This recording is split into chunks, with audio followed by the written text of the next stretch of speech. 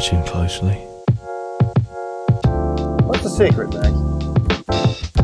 You just gotta find something you love to do and then do it for the rest of your life. I don't want to be a product of my environment. I want my environment to be a product of me.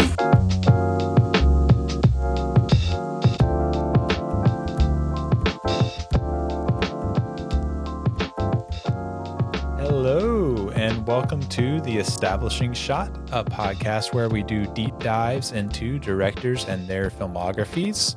We are taking a break this week from our early Spielberg series covering his movies in the 70s and 80s, and we are doing a movie draft inspired by our talk last week on Spielberg's 1941. 1941 is, widely considered a pretty huge flop for Spielberg. Maybe not commercially, but critically and audience reception, not good. So considered his probably worst movie. And so we're taking inspiration from that and doing a movie draft of famous directors' flops. So I'm excited about this. It should be a fun episode. Zachary Lee is joining me again after our discussion on 1941 last week for this draft. Zachary, how are you feeling about this draft? Are you prepared? Are you ready to draft some directors' flops? I am ready. I think it was helpful to hear. Ava and I were chatting a bit offline, or off mic, but it was interesting to hear criteria and I think break down like what's considered a flop. And I know you'll probably break down more of what that entails, but it was a good exercise, and I think it was a surprising journey to look at oh that's a flop, or and also just make a case for some potentially guilty pleasures as well in this list. So, oh yeah, guilty pleasures. That's a good. This is probably a good list to fit some of those in for sure. Yeah. Yeah. It is. But yeah. Go ahead. It is funny because I remember our last battle, our last draft, Eli, and you won by a very respectable margin. So I've come determined to, even if I were to go down again, it will at least be better than the last time. So all in fun, but it was go down with a fight. Exactly. Yeah. I've had I won a lot of the drafts that we've done on the podcast. But there's been like several where like someone really took me down big time. I'm nervous. It's the episode released at the time of our recording, but the poll hasn't gone up quite yet. So I'm nervous to see how the creature feature draft that I did alongside Jaws turns out, because I actually like my guest list more than mine, because he kept stealing my picks. There we go. But it is what it is. I'm excited about this one. So the thought process here is directors' flops. So we're trying to stick to well-known directors, directors that people would recognize some of their movies.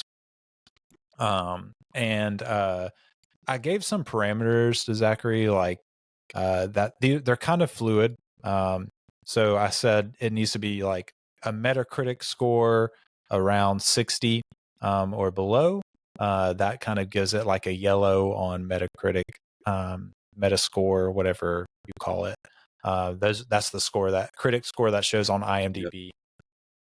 It also it can't be a director's first movie, because you can't really have a flop if it's your first movie. I think you kind of have to have some previous success for something to be considered a flop. And then I gave some other parameters. Obviously, like I kind of personally took Rotten Tomatoes into account. How does the audience and critic score look on Rotten Tomatoes? Mm-hmm. And then also, like, I guess like bonus points if it was also a commercial failure, because for instance with 1941 it actually like made decent money back but was like still widely considered a flop. Mhm. And we kind of talked about how like I gave the example of like you can't strictly go by like how a movie does commercially for it to be a flop, because Yeah. you mentioned like Scorsese's Silence and I was Yep. mentioning like Paul Thomas Anderson movies. Like they don't, Silence or Paul Thomas Anderson movies like never do like that great commercially, but they're like widely considered like phenomenal movies. Mhm. So you can't, it's hard to like call those flops just because they didn't like make a lot of money, or lost money even maybe. um but yeah, it's definitely interesting. um so some of these movies I'm sure will be movies that maybe are more respected today than they were at the time, movies that maybe Definitely. Yeah. critically didn't do that great at the time but over time have become more well respected. um But yeah, if you've never tuned in for a movie draft before, the way I always describe it is it's like picking the best kickball team in the schoolyard. You want to have the best team that you can get to win the match, to win the game, but also maybe sometimes you pick your best friend because you got to pick your best friend, even if he's not any good at kickball. Exactly.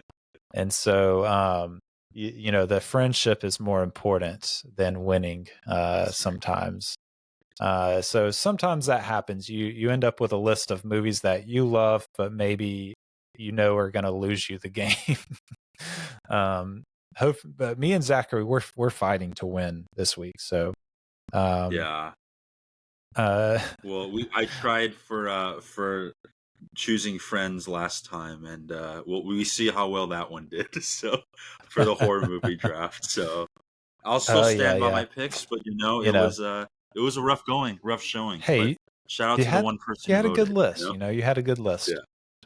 yeah, it was good. Um, all right. So typically, what we do is when I bring a returning guest on, they usually have the first pick in the draft when I bring them on as first time guests. Zachary is a returning guest, so I am taking back the first pick, and we're Yes. going to pick 5 movies each. If you have a movie that doesn't exactly fit into the maybe Metacritic parameters, we'll kind of explain why we still are considering it a flop. But yeah, I'm gonna start off my draft. Pick number one, one overall, a movie that was definitely a commercial flop. It had like a $50 million budget, but only grossed $34 million in worldwide. Definitely a commercial flop. On Metacritic, it has a 62, so it is just a tiny bit above the 60 mark, but it's rotten on Rotten Tomatoes critic score. This is a movie that I've covered on the podcast that I love, and that is Wes Anderson's The Life Aquatic with Steve Zissou. Mhm. Um, so at the time, it was a big flop. He had a huge budget, didn't make it back.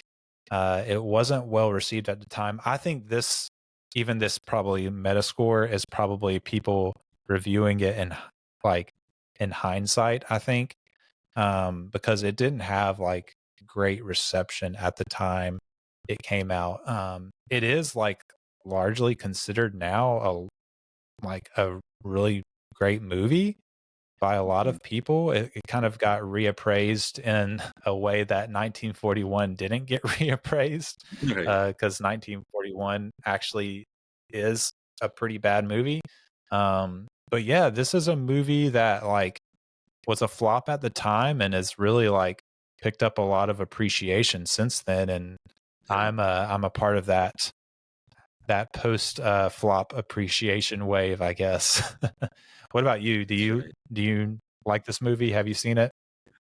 I was gonna say I haven't seen it, but it's interesting you mention it because it's one Ah, of yeah. those I didn't even know because the way it's a testament to it's to the change in reception now of like the reversal, because every time I've heard people talk Hmm. about this film now, it's always with such warmth and gratitude and love. And so this is news for me, because Yeah. I was like, oh, like it's, and I'm like, it's Wes. It must have, gotten the universal critical acclaim from Rotten Tomatoes upon its release, as all Wes films. So it's like, oh, it's Yeah. I'm learning something new, where it's like, I guess it wasn't at the start, So Yeah. Yeah. I think yeah, it has like a 57% on Rotten Tomatoes, yeah, um, which is considered rotten. Um, yeah. yeah. And definitely like a prime example of a commercial flop for sure. Hmm. 'Cause 50 million is a big budget for Wes Anderson. Um, Yeah, that is a and lot. just like didn't get a return on it, lost money. So, Hi. Quick reminder that you, yes, you, can be a huge help to the production of this show. If you visit establishingshotpod.com/donate, you'll find out how to join the Establishing Shot family through some giving tiers starting as low as $5 a month. You heard that right, only $5 a month. And not only will you be helping me keep the show going, but you'll also get some perks yourself, like early and ad-free episodes, bonus episodes, access to a Discord server where we can chat it up about the show and movies in general, and more. Might even let you choose a movie for me to review for the show. Check out that link in the show notes to learn more. Back to the show. all right. So it's your it's the second pick overall. Your first pick. Where are you going?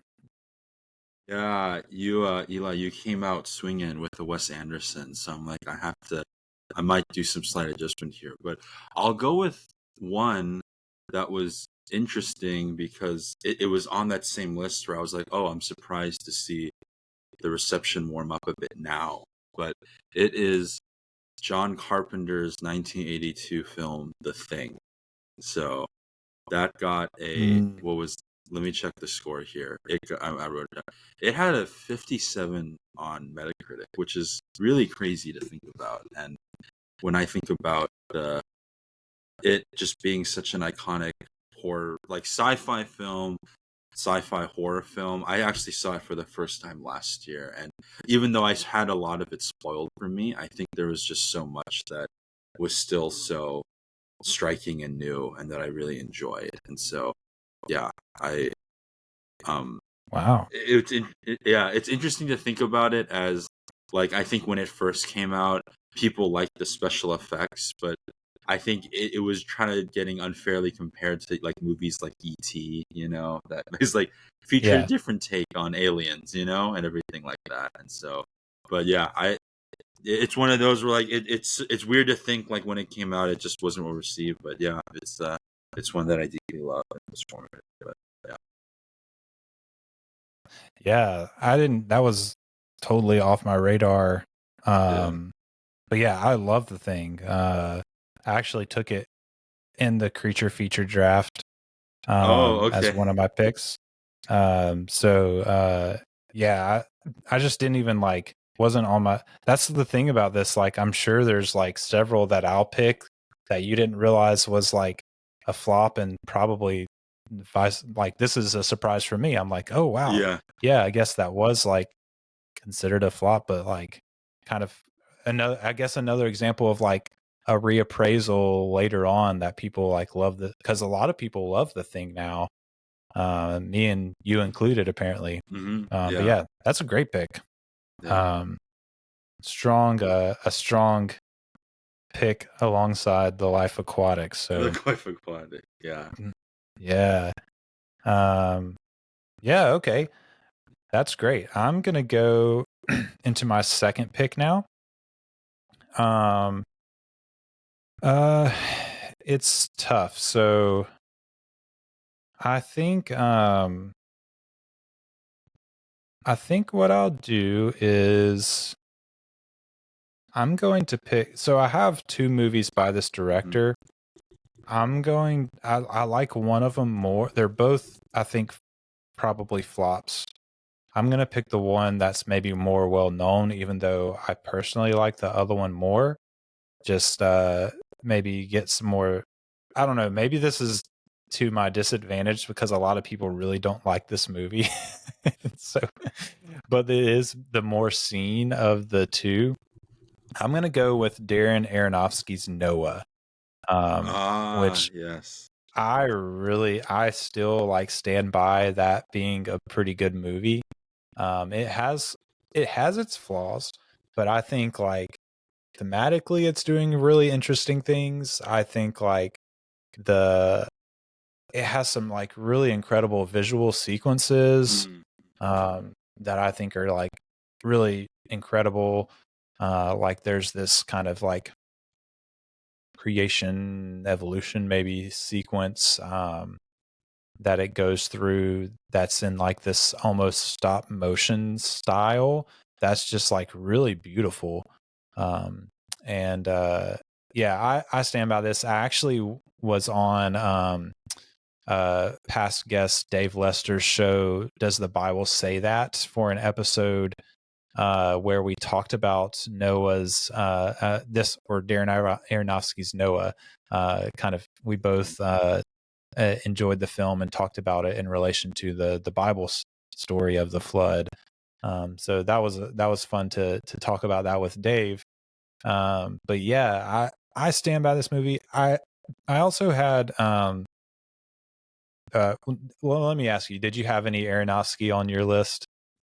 I actually I didn't know. I think, and that's Yeah, honestly okay. because apart from The Whale and Noah, I realize I haven't seen a lot of the big ones. You know, like Black Swan or Mother, I guess is So or yeah, so Requiem the for a other Dream, one, yeah. So the other one I had was The Fountain, which I think is considered a flop, but Oh, I think it's really great. wait, he did The Fountain? Oh, that's so cool. Yeah, Yeah, I didn't know that. I yeah. forgot that. Yeah. Not well received kind of critically, and I don't think it did very well. But yeah, I love The Fountain.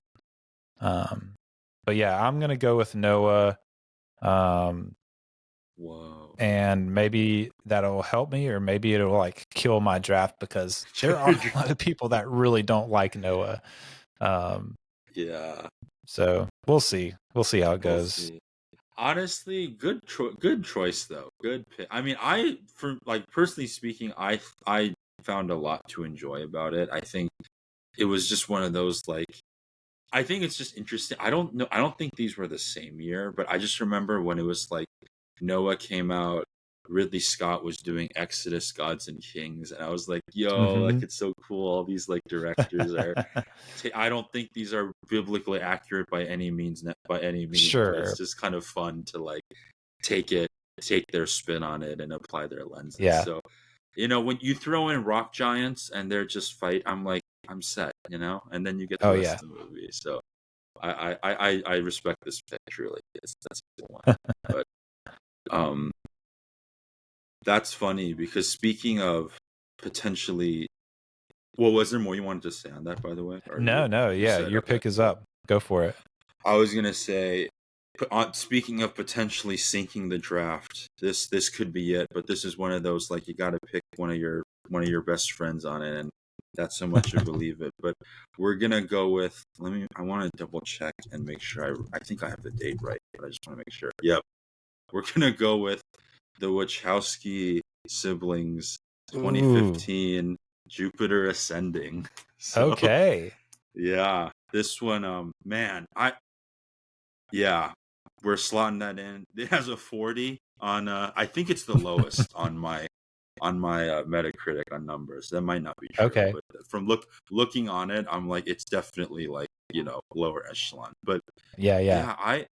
I remember watching this. It was actually during COVID, so it was one of those like it was on Netflix, and I remember seeing the trailer, thinking it was really cool, and then when it dropped in 2015, like it just got panned. I think people were saying like, man, like it's just the Wachowskis recycling past themes, they haven't made a good movie since the first Matrix, and it's just like because I think he did Cloud Atlas or something, and so there was just so much vitriol surrounding this, and I wasn't a huge like either Channing Tatum or Mila Kunis fan, so there wasn't a hook to see this at the start. But I don't know, watching this, maybe it was like the time, and I just really wanted some sci-fi escapism, but I just Yeah. found it visually so compelling. And yeah, Eddie Redmayne is it's an interesting choice there, what he's trying to do with his character, but I just had a really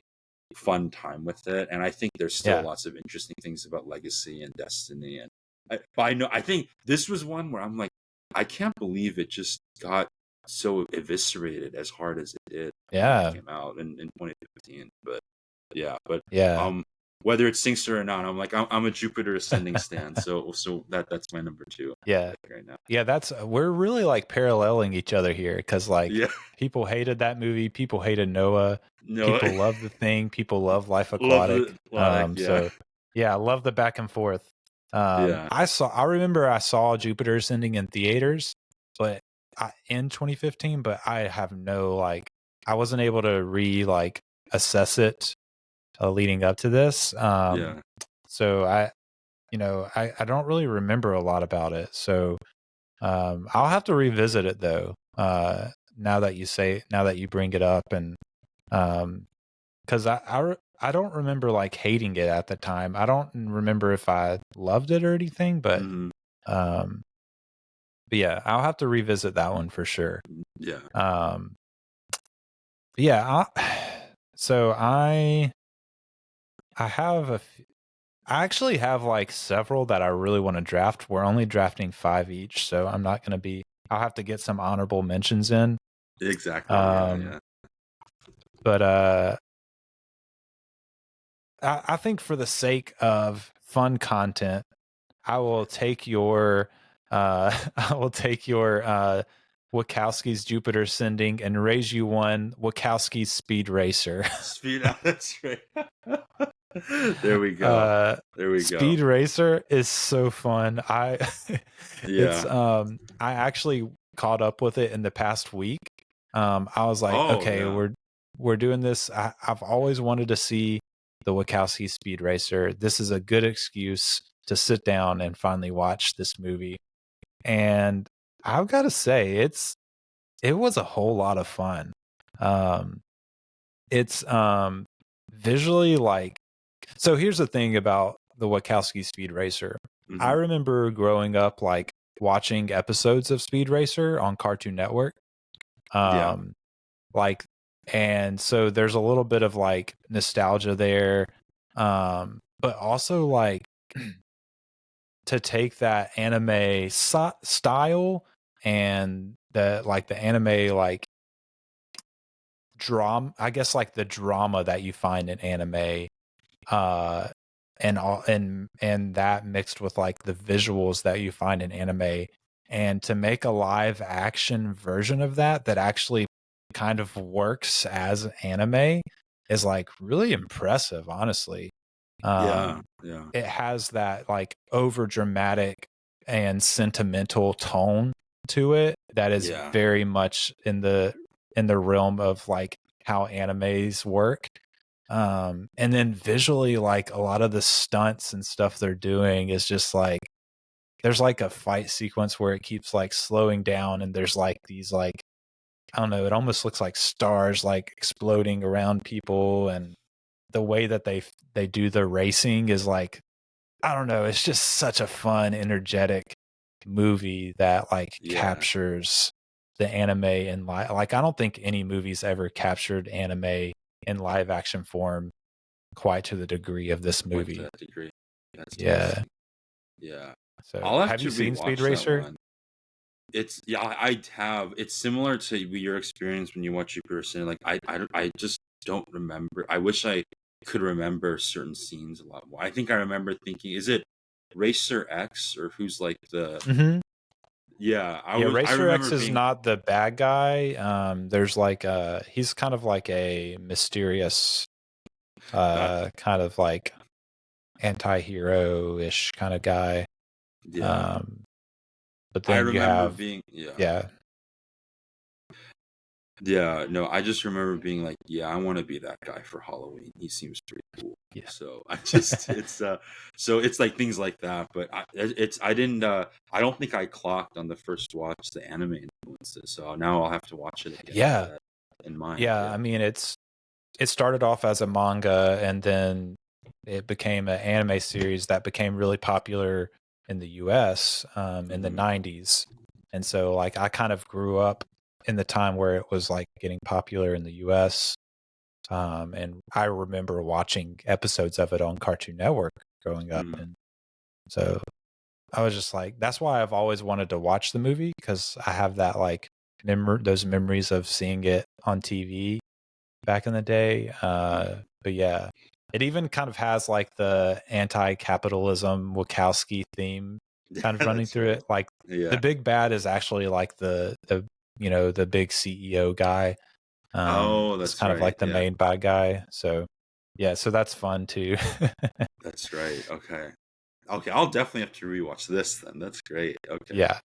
I love that.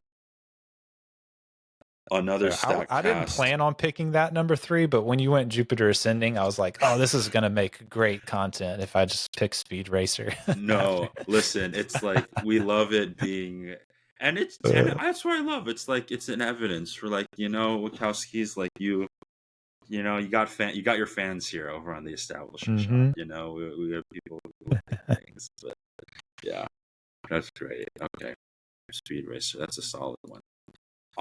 Okay. Well, I guess in the same, speaking of, to try to keep the connection going, if we're thinking of insane and creative ways different vehicles are being used, this is I think this will be the first in a franchise. Well, I guess not really, because if you think of the thing as a franchise, but I'm gonna go with the least liked, I think I can say, of this particular franchise, directed by the one and only John Woo. This is Mission Impossible 2, the 2000 Oh. film. And yeah, I'll say it has a 59 on Metacritic. It's actually interesting. I think when I was doing a quick search, that and the first movie are the only two Mission Impossible movies that are in the yellow. I think everything else has been, 70 or Oh, the above, or first one 60. is?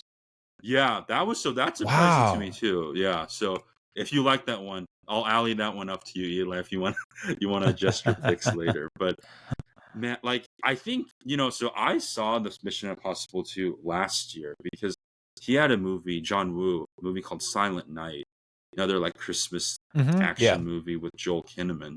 So Dead Reckoning came out, last year too. Mm-hmm. So it just seemed like, hey, I want to catch up on the Mission Impossible franchise. Want to watch some John Woo. This seems like the perfect one. And like I went in knowing like most people have Mission Impossible 2 on their bottom for the Mission Impossible franchise, but I mean, Guilty. maybe the theme is I just like fun films, but like this was such a. I mean, Yeah. you're talking about like anime for Speed. I'm like the way that final scene, where it's like Tom Cruise's Ethan Hunt, and they're like jousting, but with motorcycles and the doves. Like I was like, The you've won John me Woo over, doves. John. I know. I was like, I can't hate you. I can't rank you lowest on the Mission Impossible franchise. It's impossible. So it may be considered a flop, I think, especially in comparison to not only the first one, but as you look at other installments, I think people are like, yeah, it's not the best one or it's the worst. I'm like, it's not the worst one for me. I don't know. I'm like, I don't actually know what I have as the worst Mission Impossible, but I know it's not 2. So we're going with Yeah. Mission Impossible 2. Yeah, that's awesome. I watched through all of them last year leading up to the new Yeah. one, because New one, I yeah. hadn't seen all of them. So Yeah. yeah. So 2 is bottom of my list. So I'm guilty of that. But yeah, it's it's fine. It my problem is that like it turns Ethan Hunt into like a superhero kind of, whereas Sure, like yeah. none of the rest of the franchise treats him that way. But like if you just watch it stand alone, I guess like it could totally work. And like there are like I have a friend that like watched it a lot with his family growing up and kind of has like that just nostalgic like connection to it and loves it for that reason. So yeah, there are people that love this movie, and you're right, it is fun. Like it's hard to make a unfun Mission Impossible movie. But yeah, it is fun. Hello again. Do you know how you can really support the show for free in just a few minutes or less?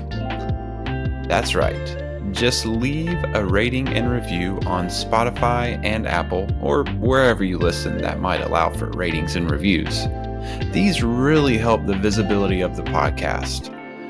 In fact, just hit that pause button right now and drop the review right now. And then you can get back to the show. I'd greatly appreciate it. Okay. I trust that you went and left that rating and review now. Back to the show. I have a few movies that like I know fit the criteria, but I have a hard time like accepting it as a flop. Been there / am there. Yeah. So okay. Do I want to pick the movie that I know everyone has seen and most everyone that I know loves it, or do I want to pick some other choices? That's the question, the perpetual question. So, okay, I'll do this. I'm going to go ahead because I don't know if you were planning on going in this director's direction, but I feel like a list like this would be incomplete if we didn't have an M. Night Shyamalan movie picked. So I'm going to go ahead and take The Village. There we go. Which I really enjoyed. It definitely has some flaws. I didn't like love this movie, but I thought it was really good and like really like incredibly shot. Like you can definitely see like Shyamalan is like really at this point like he really has command of the camera, I think. And then like his cinematographer, it was did Roger Deakins do this movie? I think let me look that up. I'm pretty sure. I'm looking at Roger Deakins. Yeah, you're right. Yeah, and that's why it looks so dang good. The movie looks so incredible. It's because Roger Deakins was the cinematographer. Yeah. That's right. It's a Shyamalan twist movie. I don't want to like spoil anything in a movie draft, so you'll just have to go watch it. I think in my opinion, it has more than one twist, kind of. But yeah, I actually caught up with this a couple weeks ago, knowing that I was going to do this draft because I had never seen it, and I was like, you know what, I've got to have a Shyamalan pick in the draft.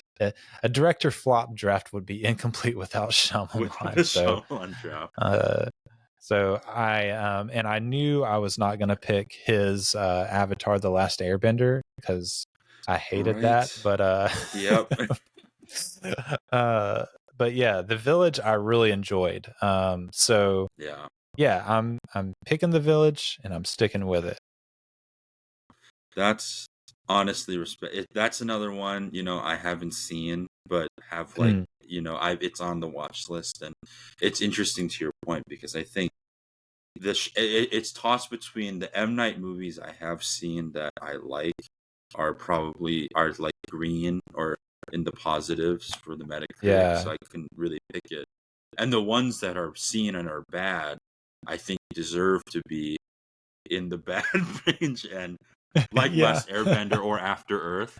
And I'm like, I'm not gonna pick this for my draft. So Village is good to hear. It's like that sweet spot where like it didn't really get a lot of love on the Metacritic side, but you still like it. It has a 44.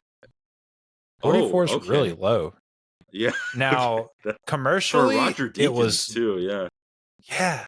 Commercially, it was not a flop. Yeah. I think it had like a $60 million budget, which is a huge. When you watch this movie, you're like, why did this cost $60 million? 60 billion. It doesn't feel like a $60 million movie. Yeah. Which is not Oh, to that's its discredit. interesting. It still looks incredible. I'm just like, what are they spending this money on? Because I've seen plenty of like period piece movies with much smaller budgets. Yeah. Anyway, but it made 250 million worldwide, which is a huge return. So definitely not like a commercial flop, but like a 44. It's got a 44 on 44 metascore. It's got let's see what the Rotten Tomatoes is. Rotten Tomatoes 44% Rotten Tomatoes, 50% audience score. So yeah, not very well liked, but I liked it, and I'm picking it for this draft. Yes, no, that's great. I'm happy that you're going for it and you love it. Dang, okay. Now you're making me consider and think because you got 2 more picks. Where are you gonna 2 more go? picks. I know. Man, I'm looking at the list here. Okay, I think I know where I'm Got to swing big. I know, right? Well, it's funny. Good use of analogy there because I think the one I'm thinking about. I want to make sure when this one was released. But, okay, yeah, 2008. Well, actually, wait. Remind me that we wanted this. The directors sort of have to be well known. Is that right? That's kind of what we want to. Or if the title's well, I don't know. That's kind of if the title's well known and it's not the director's first movie, like you can make an argument if you want. okay. Like, go for it. Okay. Well, I'll name it, and then I'm happy to discuss it if you think of. Okay. I have other options too if needed, but I Go was for it. thinking of going with the 2008 Hong Kong martial arts film directed by Wilson Yip, Ip Man, starring Donnie Yen, and so Okay. yeah. Ip Man is a well-known movie. Oh, it is. Yeah, that's what I was thinking. So, yeah, so it's like I've seen. It's been a long time since I've seen it, but I've seen Ip Man too. Okay. Yeah, I think that's fine. I think that counts. Fine. Okay. Cool. I didn't realize that it was a flop, but yeah. Yeah, well, that's what's interesting is like it got a 59 on the Metacritic. I think like it got decent. I think it did fairly well at the U.S. box office. So in that sense, it wasn't like that. But I feel like the reviews. It was like I don't know. It was just interesting to think about how people might have received it back then and whatever. Yeah. I guess 59 is sort of at the cusp right there of like how it might have been received. But yeah, I think just like when I think of how Donnie Yen had been established for a while, but just the way it kind of propelled him on at least it was one of those like U.S. action films that really kind of or Hong Kong action movies that took off here in the U.S. and one that I kind of when I think about action and the way he kind of popularized Wing Chun, I'm like this one was really I really enjoyed this one, so this one was a standout. So yeah. I know. I was living through your letterbox. I'm like, I think Eli's seen this one, so I think it should count. But we'll see. But yeah, on the list. Yeah. It wasn't on my radar for this draft, but yeah, I mean, it's definitely a pretty well seen movie. And like, I guess it like probably is more of an example of like an actor flop as far as like American movies goes. Sure. Because Donnie Yen is probably like the name over the director, Wilson Yip. But yeah, we can like we'll fit it in. We'll allow it. Okay, so cool. I like that pick. And I really like have several directions I can go with my last pick, and I am not sure. I'm very torn. I have a couple of movies that I like more, and I have like 2 options that I like less, but like might be fun picks for this draft in particular. Yeah. 2 of them. I'm gonna do this. I'm gonna set aside the 2 that I think are less considered flops and go with one of the two that is more considered a flop. And this one, I think, is probably, of the 4 movies I'm looking at, this one is definitely like the biggest, like, I guess, like, this one is definitely considered a flop. And I'll go with that one because I think that maybe makes the draft more fun. I'm going to go with the 1996 film by Tim Burton, Mars Attacks. Okay, there we go. Have you seen this movie? No, I haven't. But it's been the iconic creatures and certain scenes. Yeah, I'm like, yeah, that's right. Yeah. That's It is an absolutely like bonkers wild movie. It's like so it's kind of in the same, what's funny is it's kind of in the same like wild and bonkers outrageous style that 1941 was trying to go for, but I think actually like is pretty funny and self-aware. Like it's totally aware that it's like it's like a B comedy movie, you know? But like with a stacked cast and like really like just like bonkers weird I like set pieces and plotting and it even like honestly like there's a couple of sequences where they're in this like war room like deciding on what they're going to do with Jack Nicholson as the president like presiding over like a council that kind of almost even feels like it's like parodying or homage to Doctor Strangelove, so there's even maybe that parallel. It's 1941. Right.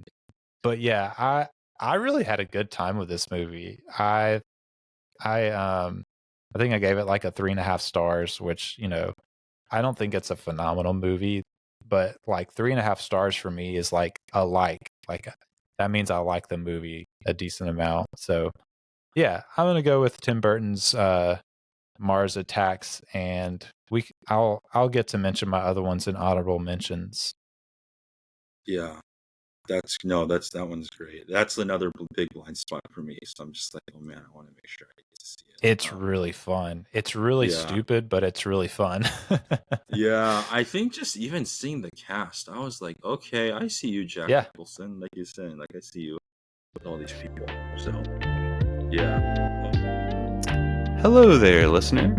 Don't you ever want more for your life?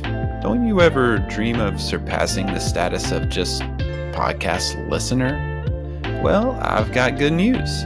If you head on over to establishingshotpod.com and click the send a voicemail button on the right side of your screen, you can be featured on the podcast. I'd love to hear from you, whether it's a comment in response to an episode you liked, an opinion of mine you disagreed with, or just a question for me. And if you're too shy to have your voice featured, you can always email me at establishingshotpod@gmail.com. Don't settle for just being a podcast listener. Reach for the stars and get featured on The Establishing Shot. Back to the show. Oh, okay. It's your last pick. I know. It's like what you were saying. There's like 2, do have some 4 here, but I'm like, there's like 2 that I really could go with. It's like, what do I want when I look at what I have assembled here? What rounds out your team? What exactly? What's like the one? And I'm like, we're getting a couple representation and other. I'll go with this one, and I did sort of mention it at the start, but I feel like it applies and maybe it fits on brand for the film. But we're going with another more recent pick. This is Damien Chazelle's 2022 film Babylon. So okay, cool. I know you just won one of my friends' vote. Like he's definitely voting for you now. He's definitely. Yeah, it's somewhat strategy, but somewhat like I'll say it. I think this is still one of my top 10 of 2022. RRR kind of, when I saw that one, really shook up the rankings, so it might have been kicked off, once I saw RRR.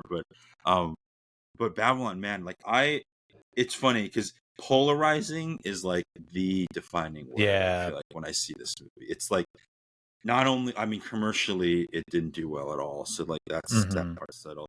Metacritic, it's 61, so it's just 1 point Yeah, on the above cusp. the, Yeah. on the cusp. But yeah, I think it's just so fascinating that like I think I walked out of it very enraptured and in love, and it was one of those first jarring experiences when I'm talking with people and they're like, Mm. I get every range of emotion of like that was awful and I can't believe I wasted 3 hours, which is, to be fair, a lot of time, 3 hours of my life on that. Yeah. And then also people who are just like, it's beautiful and amazing. Mm. So I think it just fit. It's funny, like I think in the last week's episode, or before we were talking, Eli, about 1941.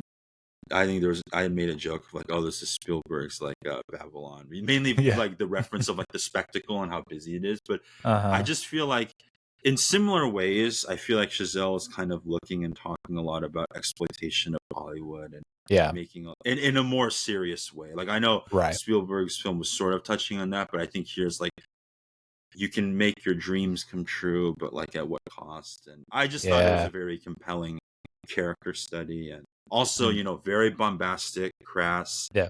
has a lot of characters, so it's like I'm seeing some elements, but I just feel like it handles it pretty well and Yeah. has interesting things to say. So I don't know if you had a chance or desire to catch up with this one at all when it dropped back Yeah.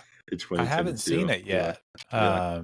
I haven't seen it yet. It's like one of my few as far as like big movies that like got a lot of buzz. It's like one of my bigger ones that I haven't seen from that year. Yeah, I don't know. Maybe I'll have to make some room for it sometime. But yeah, it's it's definitely. I have one friend that it was his favorite movie of that Oh. year, and so and then he also loves John Carpenter and The Thing. Oh, And okay. so you definitely won his vote. Shout out When to Hayden. Hayden's actually he's been on Hayden. a guest on the show before. Oh, cool. But Okay. yeah, yeah. You and me, man. Hayden, we got it. It's us again. But yeah. Well, cool. Yeah. So before I read out and I was gonna say you didn't mention, but Babylon 57% rotten on the Yep. thermometer. Thermometer. Yep. 52% audience score too.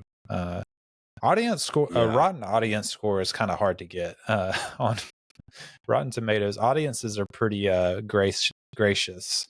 Yeah. But yeah, before I read out the final picks list, do you have some honorable mentions that you want to give shout outs to? Ooh. Yeah. I think the I other have one quite a that. few. Yeah. Oh, totally. I think I'll have just two off the bat, namely because Okay. it fit.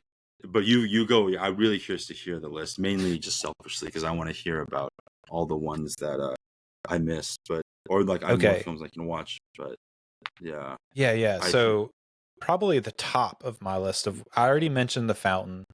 Another one that would be top considered that I just don't think very many people have seen. So I didn't pick it is Terrence Malick's To the Wonder. Yeah. Malick is one of my favorite directors ever. And so he had like a stretch starting with To the Wonder of like movies that like critically just didn't do very well. But I think To the Wonder is really good. Ben Affleck and Rachel McAdams, the stars. Yeah, you have a few other recognizable names too, but really good movie. I always tell people Malick is like he's a poetic director instead of a prose director, and so you kind of like can't watch it for a narrative. You have to watch it for like the visual and kind of poetry of it all. And that's true for To the Wonder as well. Another one that like I kind of refused to see it as a flop, even though it fits the criteria for Rotten Tomatoes and Metacritic is Nacho Libre. I love Nacho Libre. I love that you just mentioned this movie right now. I love Nacho Libre, but I refuse to see it as a flop. It was not a commercial flop. Right. But that's so funny. But yeah, critically definitely a flop. which I don't get. Like, what do you I hate about this movie? Unless, like, I guess the only like thing I can think of is like it's Jack Black pretending to be a Mexican guy. But right. I don't know. That's I hilarious. What I you have just mentioned. I have seen Nacho Libre many times and love it every time. So, um, I actually do like Zack Snyder's Man of Steel. I think it's Yeah. a good Oh movie, man. but Yeah. critically not very well received at all. That's Um, man. the Abyss by James Cameron Yep. Yep. is another one that I actually caught up with in the past couple of weeks that I actually Yep. really enjoyed. I thought it was really good. Um, That's fascinating. so the four that I was considering at the end, the other three were Nacho Libre, The Abyss, and then the other one that I haven't mentioned yet is a very popular directing brother duo, the Coen brothers, The Hudsucker Proxy. Okay. There we That go. was a fun that is a very fun dark comedy. Uh, I get why like it didn't do well critically, but I thought it was really good and really fun. Um, yeah. Jim Jarmusch is a director that I don't think is Yep. that well known, but I really love his movies. And The Dead Don't Die like did terrible Ye- critically, but I really yeah. enjoyed it. I don't know. I thought it was I've been fun. meaning to watch that one. Okay. Yeah, that one looked Yeah. really fun. The cast seems really fun. Yeah, it's got a great cast. Everybody's like killing the tone, the like tongue-in-cheek sarcastic tone, and like I think people hated it because it was like really really like incredibly on the nose with its satire. Yeah. But I kind of, it felt to me like it was incredibly on the nose on purpose. I don't know. Yeah. It worked for me. I thought it was funny. And okay, I'll name maybe three more. One of them is Martin Scorsese's New York, New York. That one didn't do great critically, didn't make much money. I think it's pretty good. And then you obviously get the song later sung by Frank Sinatra out of it, New York, New York. So that's a plus. A more recent one, I actually kind of like Taika Waititi's Thor: Love and Thunder. Oh, okay. There you go. A lot of people hated it. I thought it was Yeah. pretty fun. To me, here's why I liked it. There's been so many like self-serious MCU movies recently that also want to try to still be funny at the same time. And it's like you can't have your cake and eat it too. And Taika Waititi comes along and he's like, this movie does not take itself seriously one bit. And it's just like, we're going to be wacky and weird. And I'm like, yes, finally somebody that's making a choice and going all out for it in a MCU movie. Exactly. And then Christian Bale's Gore the God Killer is just like, what an incredible villain performance. Totally. So I don't know. I enjoyed Thor: Love and Thunder. And then the last one I'll mention, just because it's a Spielberg one, another Spielberg flop example is Kingdom of the Indiana Jones and the Kingdom of the Crystal Skull. Yeah. People hate that movie. I really like it. I think it's a fun movie. The ending doesn't bother me as much as it does a lot of people. Yeah. But yeah, that's some of my shout outs.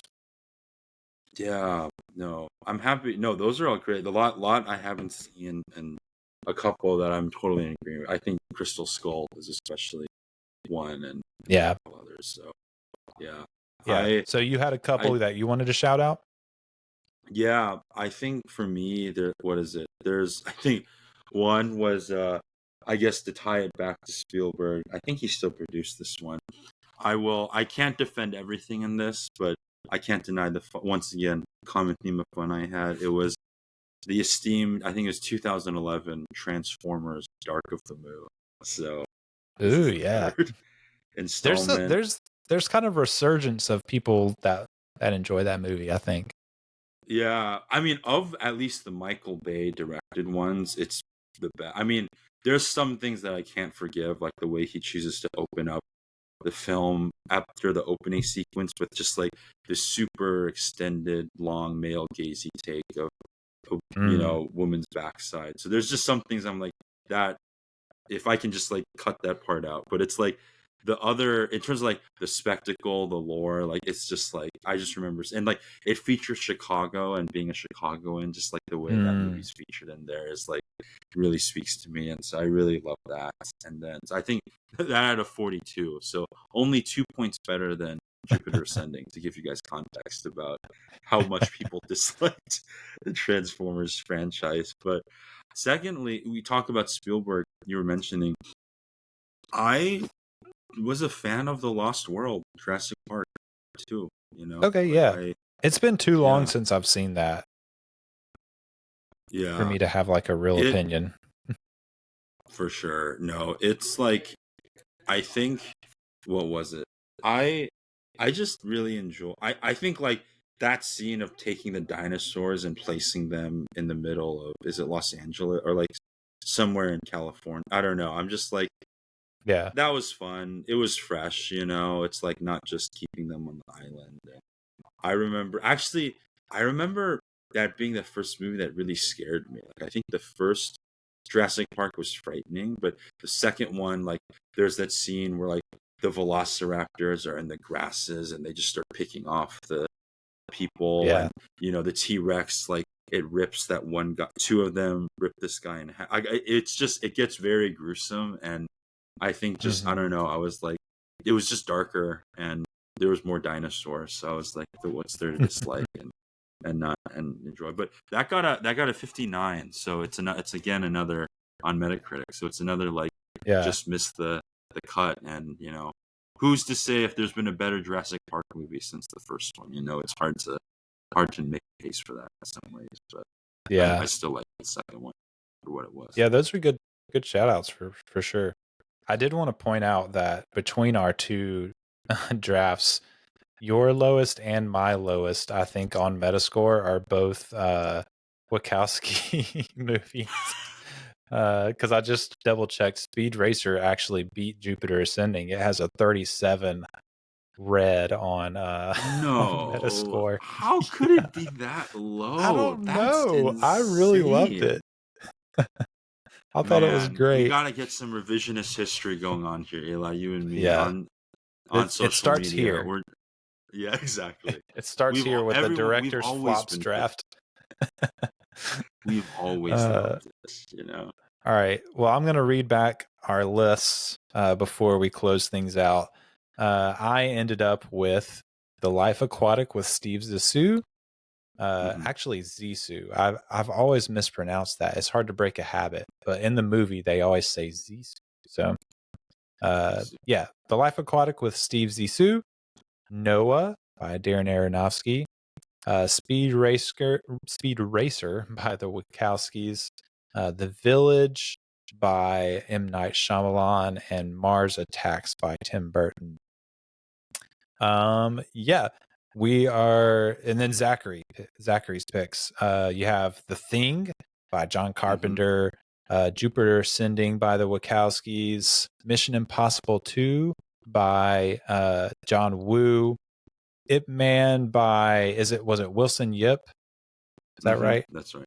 Yeah. Yep. And then Babylon by Damien Chazelle. The poll will be up this upcoming Monday, so make sure you tune in to all the social media accounts to see the poll and cast your vote.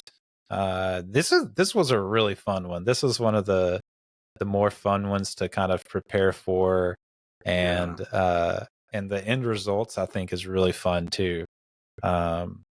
Maybe this will get some people talking about their favorite flops. So Yeah. yeah, if you have a flop, a director's flop that maybe meets the criterion I mentioned that you want to shout out, you can always leave a voicemail on the website, establishingshotpod.com, or just shoot me an email at establishingshotpod@gmail.com.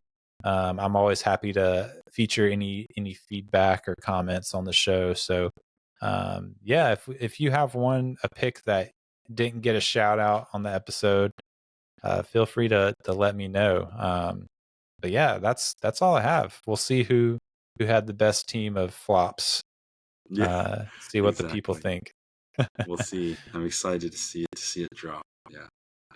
Yeah. All right. Well, Zachary, I think that is going to do it. Remind people again where they can find you, and see what you're up to, what you're writing, who you're interviewing, all that sort of stuff. Yeah, so thanks again for this opportunity. You can find me on X or Twitter at Zacharoni22. So that's Zachary spelled with ZACH. And then on Letterboxd, you can find me on ZLee, username ZLee729. So usually you'll get a mix of me both on X and also Instagram and also sometimes, but mainly X and Letterboxd, posting either movies I've seen or reviews that I have. So Oh yeah. I have a couple more Yeah. pieces in the works that I'm excited to share with people. So yeah. Sweet. Yeah.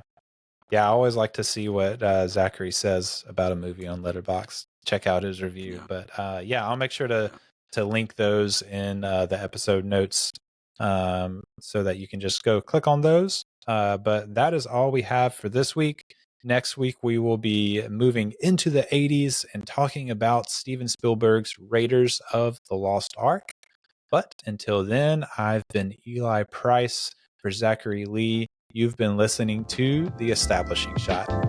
See you next time. We were happy here. For a little while. But look, I figure it this way. Better to be king for a night than schmuck for a lifetime.